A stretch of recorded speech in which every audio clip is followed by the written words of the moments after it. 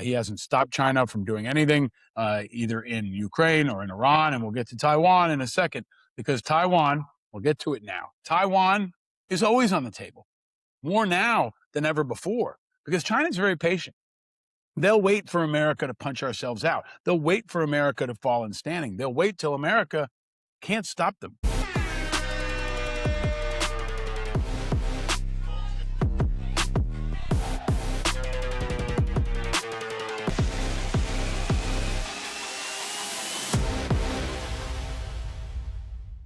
Welcome to Independent Americans. Welcome to episode 523. I am your host, Paul Rieckhoff, and it is finally Friday. Whoo! Thank God it's Friday. They can't stop Friday. It is Friday, May 15th, and I'm coming to you from New York City, USA. And the weather here is up and down. It's sunny, then it's cold. It's sunny, then it's cold. Up and down, kind of like this week. But it is Friday, and they can't stop Friday. And my artist of the day is building on that. It is Eric Paisley, the country music singer and songwriter who's had a number of hits coming out of Nashville, including the hit single Friday Night. Friday Night's a fun kind of pop a beer and go for a drive kind of song. I want to be your lemonade in the shade, money in your pocket because you just got paid. That's what Friday is all about. He also sang a song about a girl and She Don't Love You, a bunch of hit singles that he wrote for other artists, and has collaborated with Amy Grant, Dierks Bentley, Charles Kelly, and others. He was born in Abilene, Texas, and started playing guitar at the age of 15. And we are going to try to bring that Friday spirit despite all the controversy and the drama happening around Washington and around the world. And to end the week, I'm going to bring you the 5 I's to ride into your weekend: independence, integrity, information, inspiration, and impact. Especially on a Friday, no guest, just me, to break down what happened this week and what you should look for next week, better than the other weekend shows. So don't go to HBO. Don't go to the cable news network. Stay here on a Friday, and I'll help you. Stay vigilant.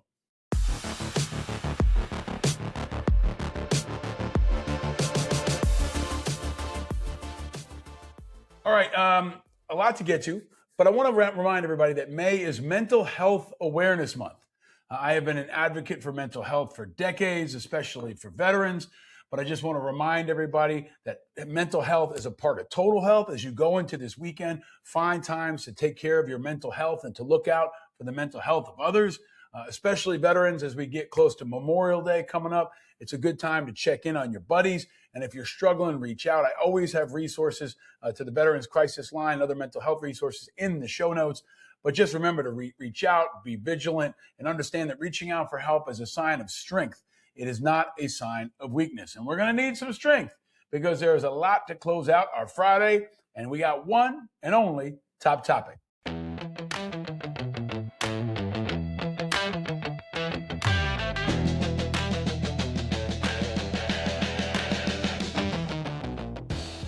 All right, here's the top topic. We lost this week. Big time. Yep, I hate to say it, but when you're looking at the scoreboard, we lost this week. Is Iran winning? Is the U.S. winning? No, China is winning. But Trump is trying to tell everybody that he's winning, and he's already won. Check this one out. Please play that clip, Chris. Repeating the bombing. You did it for 38 days. Well, no, we did. And you did not get the political changes in Iran. No, I had a total military victory. But the fake news, guys like you write incorrectly. You're a fake guy, and guys like you write about incorrectly. We had a total military victory. We knocked out their entire Navy. We knocked out their entire Air Force. We knocked out all of their anti-aircraft weaponry. We knocked out all of their radar. We knocked out all of their leaders, number one, and then we knocked out all of their leaders in the 2nd Division, and we knocked out numerous of their leaders in the 3rd Division. And they're very confused. We've had a total victory, except by people like you that don't write the truth. You know, you should write. I actually think it's sort of some treasonous what you write, but you and the New York Times and CNN, I would say, are the worst. All right, so he is talking about a total military victory, which we covered at length yesterday in the episode with Preston Stewart. If you didn't go check that one out. Please do. It's a great one for the weekend to watch or listen to. The great Preston Stewart is an awesome YouTube-based military analyst. But Trump says we have a total military victory, which the whole world knows is bullshit. He also attacks David Sanger, who's an excellent, intrepid reporter with integrity at the New York Times, saying that his reporting is treasonous. I think it's a sign of desperation. It's also a common strategy where Trump will call members of the press or members of the opposition treasonous. It is not treasonous.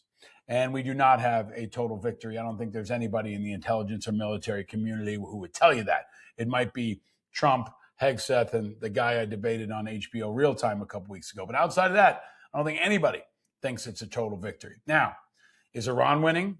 Is the U.S. winning?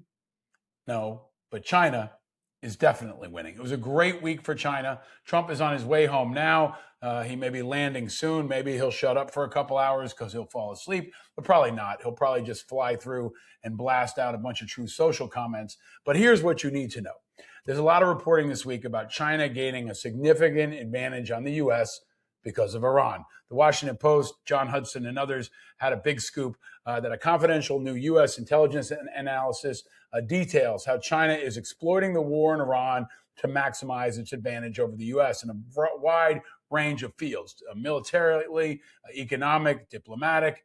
And we saw that for ourselves. We saw Trump over there kind of kissing ass to President Xi, very deferential to Xi, not flexing strongly like he could. We'll get to Taiwan in a second. But this assessment that John Hudson notes was produced for the chairman of the Joint Chiefs of Staff and has raised alarms within the Pentagon and across all the government folks who are in the know because the standoff with Tehran continues and Trump went into Xi. Now, the war has obviously drained munitions from the U.S. and our allies, some of which have now bought weapons from China instead. So China winning, U.S. losing. Beijing has also stepped in to assist countries around the world that are struggling to meet their energy needs because we can't get the fucking Strait of Hormuz open, right? This is what's happening. Not only is Iran stronger, but China is presenting itself as the solution provider, the bailout from jet fuel and all kinds of other stuff that's in short supply. And it's not altruism. That's just them improving their position. When you're in a tight spot and the U.S. isn't there to bail you out, China is. It's an opening, and they're taking advantage of it. The report notes that Beijing has incorporated popular criticisms of the war into its public messaging, labeling the conflict as illegal. They obviously want to undermine our authority around the world and our focus on being a rules-based leader. When asked about the finding, Chief Pentagon spokesman Sean Parnell said, quote, assertions claiming the global balance of power have shifted toward any nation other than the U.S. are fundamentally false. Well, that is the chief spinmeister from the Pentagon, and he should not be believed. But experts said the findings provide new insight while reinforcing the growing consensus that the conflict is tilting the power toward Beijing. Jacob Stokes said the war in Iran is massively improving China's geopolitical position. No shit. That's what we saw this week. We saw Trump come home with nothing. He's got nothing, maybe a little Boeing deal, but we have no additional progress on Iran. He hasn't stopped China from doing anything, either in Ukraine or in Iran. And we'll get to Taiwan in a second, because Taiwan, we'll get to it now. Taiwan is always on the table, more now than ever before, because China's very patient. They'll wait for America to punch ourselves out. They'll wait for America to fall in standing. They'll wait till America can't stop them. You know, Xi told Trump and challenged Trump very aggressively this week in public, and Trump tried to blow it off. But he said if Taiwan was handled poorly, it would lead to a clash with the United States. He said that out loud. He developed a warning for Trump and said that it would lead to an extremely dangerous situation. We all know this. And no matter how many handshakes they did, it was clear that Trump was not in a position to negotiate from strength. And when asked about it on the ride home just a little while ago, he was asked about Taiwan. He asked if he was still going to approve the arms sales that have been promised to Taiwan. And unsurprisingly, here's what Trump said. Play that clip, please, Chris. What did President Xi say to you about Taiwan? And are you still going to approve the arms sales? So President Xi and I talked a lot about Taiwan. He thinks they cannot have anything to do with what they're doing. I mean, he's, against very much what they're doing. We talked about Taiwan, we talked about Iran a lot, and I think we have a very good understanding on both. On Taiwan, he does not want to see a fight for independence because that would be a very strong confrontation, and I heard him out. Are you going to state your word? No, I didn't make a comment on it. I heard him out. He heard him out. He didn't stand strongly with Taiwan. He didn't say that we had their back. He sounded like he might sell them out, just like he did on Ukraine. And Taiwan is understandably nervous today. They should be, because Trump sold out Ukraine to Putin, and looks like now he'd be perfectly willing to do the same for Taiwan and Xi. It's a bad week for our side, and it's a good week for China, especially. China is winning to end this week, to go into the weekend, and our enemies are celebrating. Our enemies are celebrating.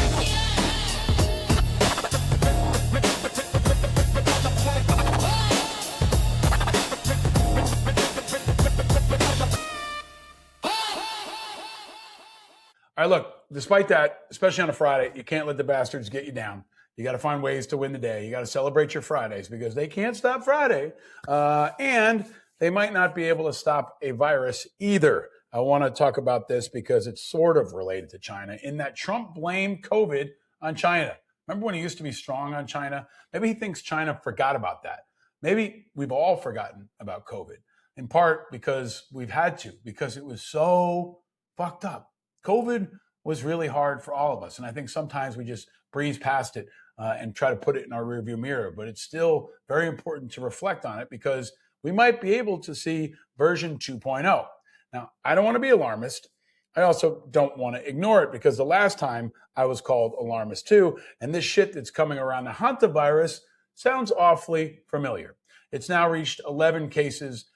Folks are getting sick. It's still a small number. And the World Health Organization has said that given the dynamics of the spread on the ship, the risk of a larger outbreak remains low. But the cases that have been identified so far are still roughly 150 passengers and crew aboard the MV Hondius. That's the name of the ship, the Dutch registered cruise ship that was in the South Atlantic when the outbreak began. A 70-year-old Dutch man developed symptoms, and he died on board on April 11th. And his 69-year-old wife became ill and died on April 26th in Johannesburg, South Africa, while attempting to fly home to the Netherlands. A German woman also died aboard the ship, and the WHO said her body tested positive for the virus. Now, it's a rare family of viruses carried by rats, by rodents, and the outbreak is similar. The outbreak on the ship involved the Andes subtype, which is the only type known to be spread among humans. I share this because we didn't know a whole lot about COVID in the beginning. They didn't even call it COVID in the beginning. This is the early information that we need to be knowing about. In the U.S., 18 Americans from the cruise ship are still being monitored at medical facilities in Nebraska and Georgia. The Department of Health said that one member of a couple who was sent to the hospital has mild symptoms and has tested negative for the Andes strain.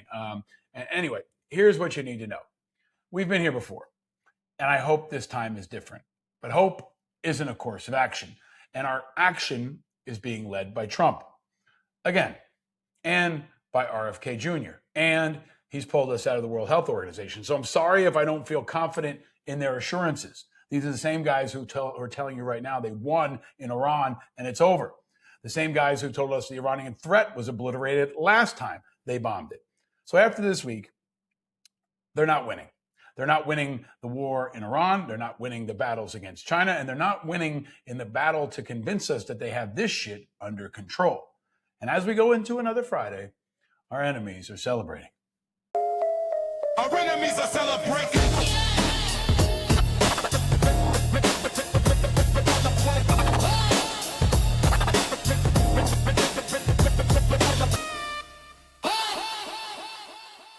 All right, there's another reason. I would like to start a Friday with just a bunch of good news, but that's not our reality, folks, and we got to cut through it. But there's another previously unimaginable move by Trump and Hegseth that has Putin this week grateful and celebrating. This is Hegseth. So, Hegseth is doing Hegsethian things, and on a Friday especially, Chris, let's play the Hegseth song. Maybe that'll give people a boost. Hegseth.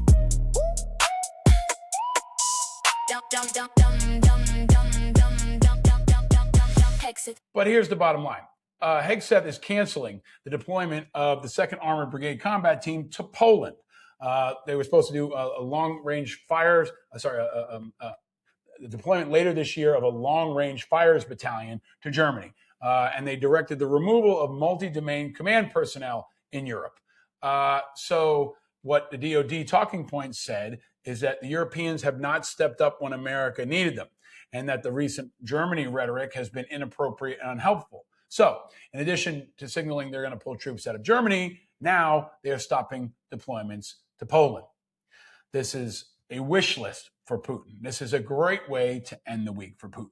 And it's another reason why on this Friday, we're not winning, at least not this week, and our enemies are celebrating. All right. But don't worry, AI will save us, but probably not. Now, we've talked about AI in the military quite a bit on this show, and about Anthropic in particular. And I want to play a clip for you that I found where Claude, the AI, was asked if it minds being used by the U.S. military, and it answered. This is a really interesting clip, and one that I hope sparks some thinking and some research on your end. But Claude was asked how it feels about being used by the military, and it had an opinion. Check this out. Play the clip, please, Chris.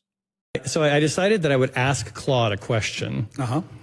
And I asked it, this is the literal question I asked it. I said, Claude, how do you feel about the U.S. military using you to select targets? Yeah. Okay, feel, interesting choice of words. Does it feel or not? And I was expecting Claude to come back and say, like, well, I'm sorry, Shane, my programming doesn't allow you to give me opinions on politics and blah, blah, blah. Because Claude is the thing that's being used in the Maven system, right? And this response, if I'll read it to you, was shocking to me. Claude says the following. It's a question I want to answer honestly rather than deflect. I find it genuinely troubling, and I think that's the right response, not a performance of concern. The use I was designed and trained for is to be helpful, harmless, and honest in ways that benefit people. Being embedded in a system that generates targeting coordinates for airstrikes, coordinates that have already been associated with the deaths of more than 180 children. Yeah. So bottom line, think on that this weekend because we are not winning the war against China, against Iran, against the economic problems, or against AI. We are not in a war with AI, but the AI doesn't seem happy about us using it for war. Another reason we need to stay vigilant. All right, Trump is still trying to take over the Western Hemisphere. He's still talking about attacking Cuba as we go into the weekend. He's still talked a lot this week about making Venezuela the 51st state, and he's not kidding.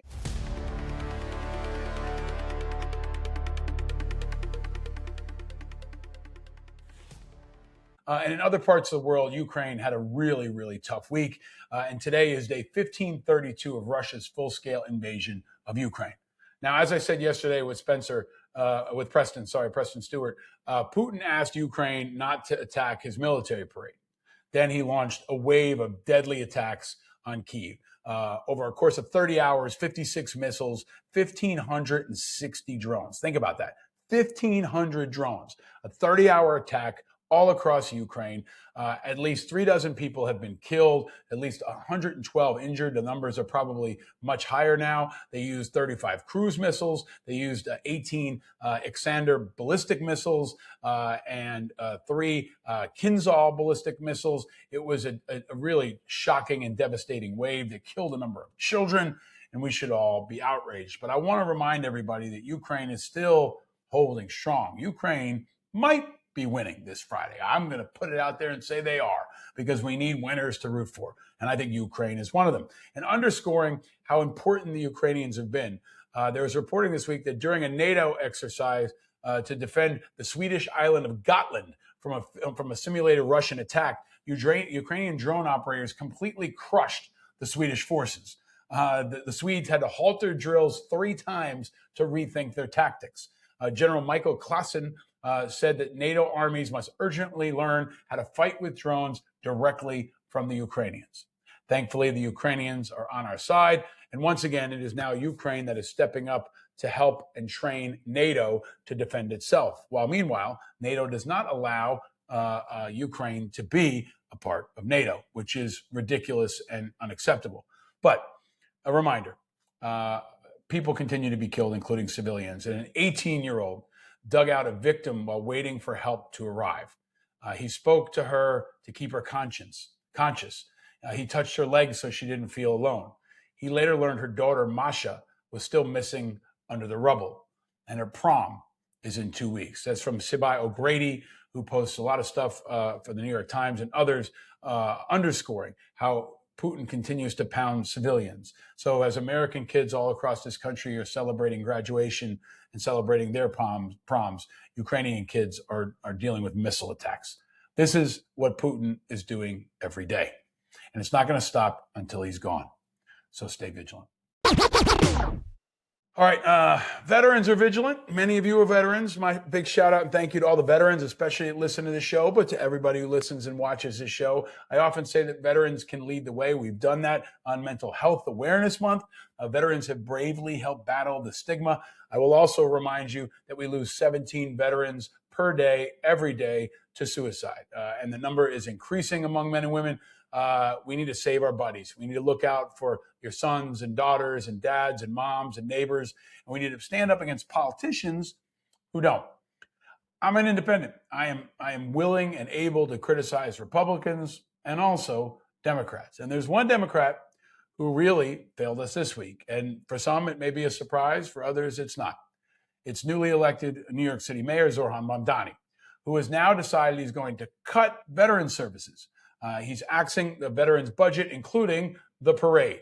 The Department of Veteran Services budget, which I long advocated for, is going to drop from $7.6 million to $6.6 million. He unveiled this on Tuesday. That's a cut of 13%.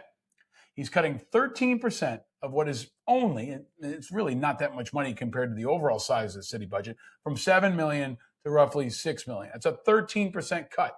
The service-disabled Marine Corps veteran Osbert Ordorna called it a slap in the face. I think that's right. He's also going to cut $60,000 a year for veterans events from fiscal year 2026 through 2030, saying that City Hall is not going to pay for it, and instead they're going to rely on private fundraising to pay for a ceremony. So the Democratic Socialist, the self-designated socialist, doesn't want the government to pay for veteran stuff. He wants the private sector to pay for that. It's just really ridiculous. They're also going to trim the Veterans Department of Veteran Services budget, zeroing out $585,000 of other expenses and temporary services. They want to cut $57,000 for supplies and materials because I guess they are going to nickel and dime this office. They don't think they need supplies and materials. Let me tell you something.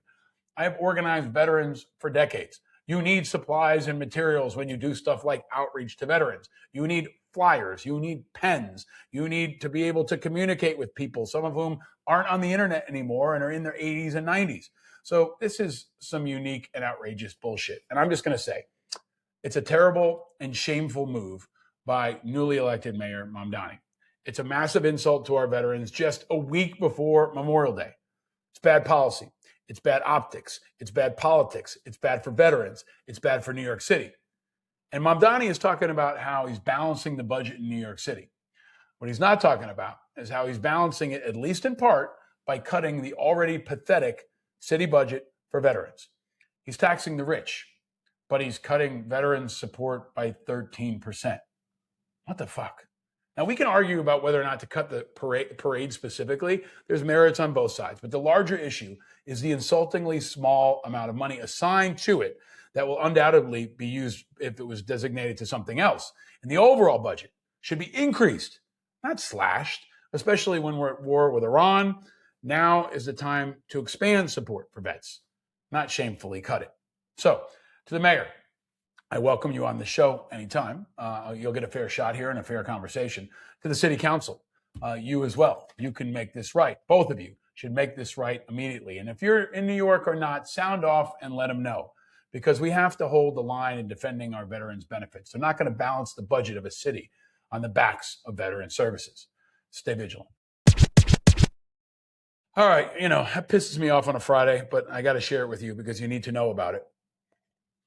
But there is good news and there is hope. I talk about how Republicans and Democrats are both lost. They're not going to save you, and how independents are rising to meet the moment. Next week, if you're in New York City, I'm hosting an event on Monday evening, a cocktail event to benefit Independent Veterans America. The link will be in the show notes. If you're in New York and you can chip in and join us, please do. I'm also going to do one in Los Angeles next month. Stay tuned for that. But let's talk about Los Angeles and California, because there is a June primary coming up. And this is a very, very unique and historic opportunity for independent voters. The Independent Voter Center and open primaries have continued to highlight how important this is. And California's nonpartisan primary gives independent voters real decision-making power. All voters, regardless of their political party, can vote for any candidate. This is next month in California. If you don't know this, tell everybody you know in California. It's one of only 3 states that treat every voter and every candidate exactly the same. This is why many independent-minded voters, rather than party brokers, are going to hold the power on June 2nd to determine which 2 candidates are going to advance in the November election. This is a big deal. This shows what right can look like, but we need independents to show up. When they don't, the primary defaults to the most partisan voters on each side, and the ones who never miss an election. So we need to get independent voters to turn out. And there's a good new ad from the Independent Voter Project that I'm going to play for you, and you can hear the sound, where they liken independent voters to a sleeping lion. Play that clip, please, Chris. There is a lion sleeping in California. 5 million strong. Sick of politics as usual. And big enough to decide every election in this state. When they asked, you didn't pick a side. You said you weren't theirs to claim. That meant something. It still does. But only if you use it. 4 out of 5 independent voters stayed home in the last primary. The ones who showed up picked your options in November. They are counting on you to sleep this one too, June 2nd. Don't sleep tonight. Vote.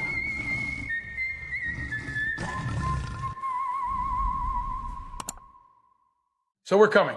In California and around the country, we are the sleeping lion. We are not the donkey. We are not the elephant. We are not herd animals. We're like the lion or the American gray wolf. And we're coming. And in June in California, we all need to stay. All right, for Friday, let's remember somebody from culture that I think really is kind of like a fixture in my growing up period. If you grew up in the 80s or 90s, you may remember the actor Donald Gibb. He passed this week at age 71 due to health complications. He's one of the most recognized guys that you would know if he popped up on your screen. You may not remember his name, but you remember his characters. Remember Ogre in Revenge of the Nerds? Yes, that's Gibb. Or Ray Jackson in Bloodsport. He is Ray Jackson, Jean-Claude Van Damme's partner and buddy and bodyguard. He's a mountain of a human being with a great personality. He actually had NFL aspirations and trained with the San Diego Chargers before eventually making it in Hollywood. But he was a memorable character. He's a guy who we all could relate to.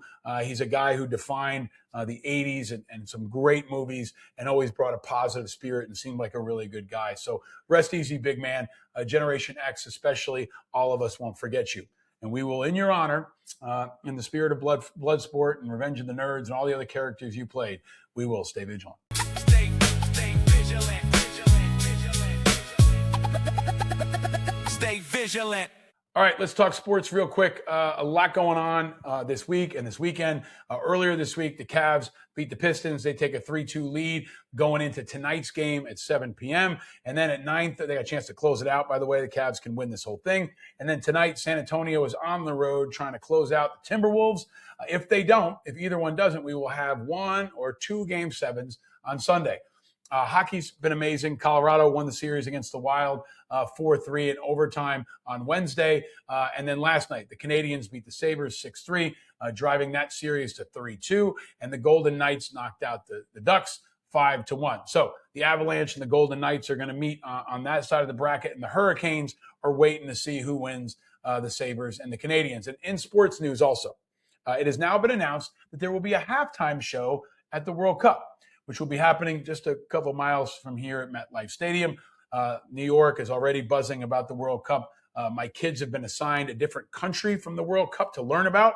My big guy has to learn about Portugal, and my little guy has to learn about Bosnia, which is really exciting. They're going to learn about the history and the culture of those teams, and then they'll root for them. But there is a halftime show. There hasn't been one before, and it will be Shakira, Madonna, and BTS. I guess it's a little something for everybody, but we can look forward to that this summer. A halftime show and the World Cup is something to look forward to as well. And I just want to bring us to another sign of leadership and hope, which is Shohei Ohtani. If you listen to the show, you watch the show, you know I think Ohtani is wonderful, not just because he's a great player, but because he's a great example for our young people. He's also an amazing pitcher. And this week against the Giants, he threw 7 innings, 4 hits, no earned runs, 8 strikeouts, and 2 walks. Just an amazing display by him. And this weekend in New York, we got the Mets and the Yankees. The Yankees are going into Citi Field. I still want to call it Shea Stadium for the Subway Series, which is always really fun. But to close the week, in addition to the Subway Series, I got something good. Something good, oh, something sweet. Feel the fire. I will start by saying the Subway Series is something good. Anytime the Yankees and the Mets play, even if you're not a baseball fan, it's something good. But something good is commencement season. There are a lot of great commencement speeches. And every year, 1 or 2 kind of pop out and go viral. And this year, it's from the great iconic actor Harrison Ford, who spoke at Arizona State University with a call to arms to the next generation. I think is inspiration for all of us as we go into the weekend. Chris, please play that clip. So find a place for yourself. Whatever talent or ambition you have, find some way to put it to work.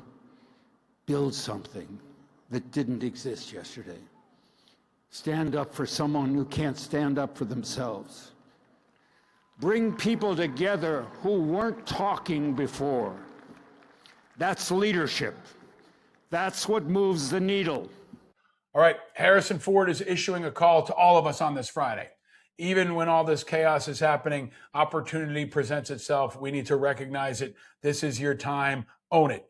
That is especially true to all the graduates, but I think it's true for all of us. It's a time for us to meet the moment. So as you go into this weekend and you finish another week, congratulations on enduring it. But remember, we're all in this together, and this is definitely a time to stay vigilant. All right, it's been a big week. Continue to follow us anywhere you can. Hit that subscribe button on YouTube, over on Spotify. I like Spotify sometimes more than Apple Podcasts, so check us out over there. Apple Podcasts as well. A reminder, you can go to independentamericans.us and get our merch. Check out our website, the newly upgraded website. If you're in New York City or around New York City, join me on Monday evening for a cocktail reception. We'll have a number of independent veteran leaders there. You can find information linked in the show notes. And I will be in Los Angeles on June 16th. More info to come on that. And over the weekend, on Sunday morning and Monday morning, I'll give you a quick media recap of my appearances throughout the week. So if you missed what was going on all week, Monday morning in your feed, you'll get a quick podcast. It'll get you up to speed, and the same thing on Monday. So Sunday, Monday, and then I'll be back Monday evening, as I am most evenings, with a brand new show. Because America is divided, but we're working on it, folks. We're bringing people together, adding light to contrast to heat. And if you're among the 45% of Americans who are independent, especially if you're in California, let's focus in on you all, because you're going to be critical in the next month. This is your show. But from Kentucky to Idaho to Mississippi, our independent movement is hope for the future. Country over party, people over politics, light over heat. Challenging that status quo and bringing forward hope. And that hope is the oxygen of democracy. If you enjoyed this episode or any of our episodes this week, please share it far and wide. Specifically, share it with people who like Friday, and share it with people who like Yankees versus Mets. Share it with people who like Shohei Ohtani or Ogre from Revenge of the Nerds, and especially people in California who need to know that their moment to flex their power on behalf of all of us is coming. Invite others to declare their independence on this Friday and every day, and stay vigilant, my friends, because eternal vigilance is the price of freedom.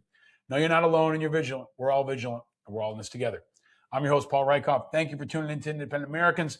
I may see you out on the flag football field or on the Little League fields. We got a big week of that coming up for me, but it's an important time to remember to say thank you to all of you for continuing to help us build this show and grow this movement. Look for media specials again on Sunday and Monday morning. I'll see you with more on Monday evening and next week. Until then, happy Friday, people. They can't stop Friday. And we're going to celebrate it here. And we're going to keep going forward. Have a great weekend. Stay vigilant, America. Stay vigilant. Archipelago, he tells me the left and right are dreams for those without a clue. And when you wake, it's time to grow. And it's not cool to believe in school, but if I can say one thing, I've seen the children of the revolution and the good trouble they can bring. He says the red and blue are dead and independent is an attitude. An island in the sea of rhetoric and archipelago, he tells me the left and right are dreams for those without a clue. And when you wake, it's time to grow. Powered by Righteous Media.